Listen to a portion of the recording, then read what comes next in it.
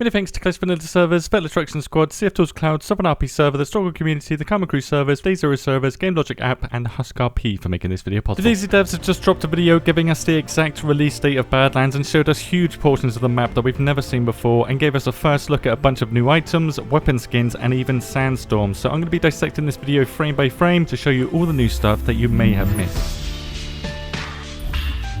Now we did know the release month of DayZ Badlands, but as of this video we now have a date, the 15th of October 2026, which is the same release date that Sakao had in 2024, or exactly 7 weeks from the time that this video was released, coming to PC, Xbox One, Xbox Series X and S, as well as PlayStation 4. Because there's no PS5 logo here, that could be a problem because there's an Xbox Series X and S here. This might mean that Badlands won't release on PlayStation 5 on the 15th like other platforms, but the devs have said that the Switch 2 version of Badlands will be delayed. It won't be releasing on the 15th on the Switch 2, so perhaps Switch 2 and PlayStation 5 will get different release dates, but I'd like to think that this is in protest of Sony discontinuing physical copies of games. For those of us that do like to get physical, we've got some new info on Badlands with the video they just released here, such as confirming that radios will be used as a broadcast method for Morse code. So you'll get Morse code and it will lead you to some bunkers. I'm guessing the Morse code is going to be coordinates of some kind and it will lead you to this particular bunker. The devs said that there would be no bunkers on Nestara, but this is clearly a bunker, and due to the inside of it being much larger than what's seen on the surface here, I'm guessing behind this door is a staircase that leads down into this dark room, so there are bunkers on Nestara. We were lied to.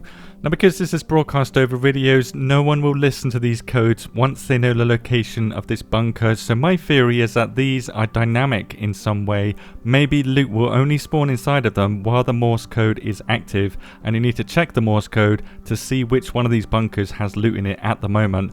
Or maybe the entire bunker is some sort of dynamic event, but I'm leaning more towards this spawning rare loot when the signal is being broadcast over radios.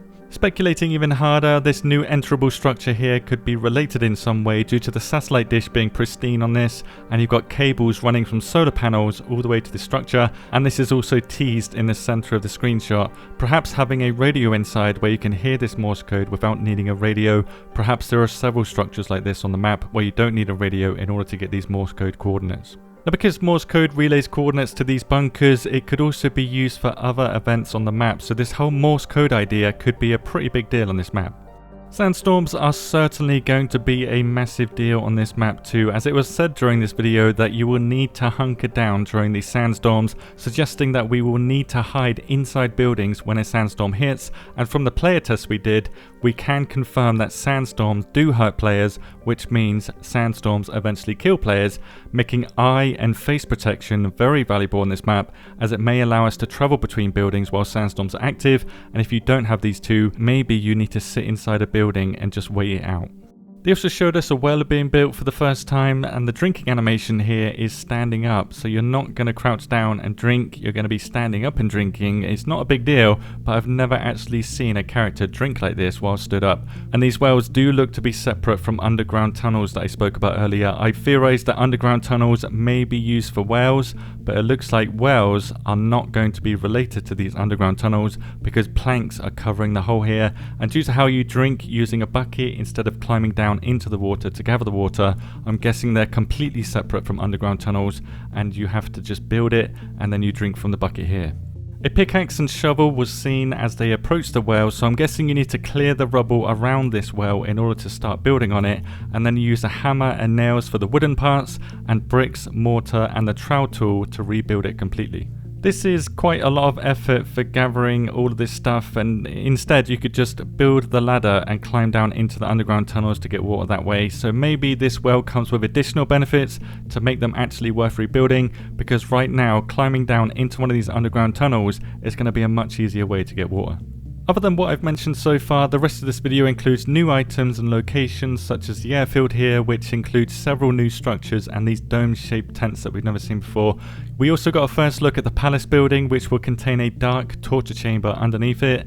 We can also see the inside of a fire station here and a very, very tall climbable building here, which might be this giant tower over here, the work in progress one, and confirmation that the capital city will be in a very deep trench. You can see around it here. We also have another screenshot showing this trench or wall around it, likely making it only accessible by the roads, or perhaps you might be able to use some sort of sewer system. And I know this is crazy, but this would be very doable on a raised city like this.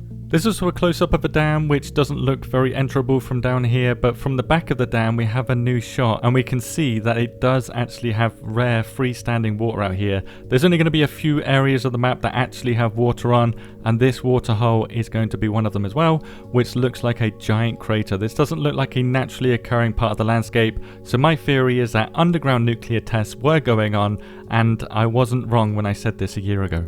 What nobody was expecting though is a freaking golden AK in DayZ, coming with a new handguard, buttstock and golden magazine to finish off the set, so you can now roleplay as an African warlord in the Middle East, with this table here also having a sawed-off golden revolver, so I'm guessing the full-length version will be available, as well as maybe other weapons being golden too.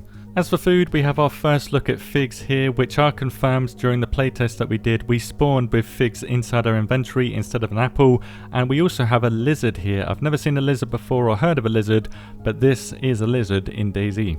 Given the new shirt that has lizards and motorbikes on it, that's probably the case that it is lizards. And we also got our first look at the desert variant of the hunting jacket, which will be especially useful in the vast open areas on this map. From this screenshot we can see ruins in the distance, and obviously this convoy half buried in the sand here, which is most likely a dynamic event because it has loot around it, including whatever this piece of loot is here.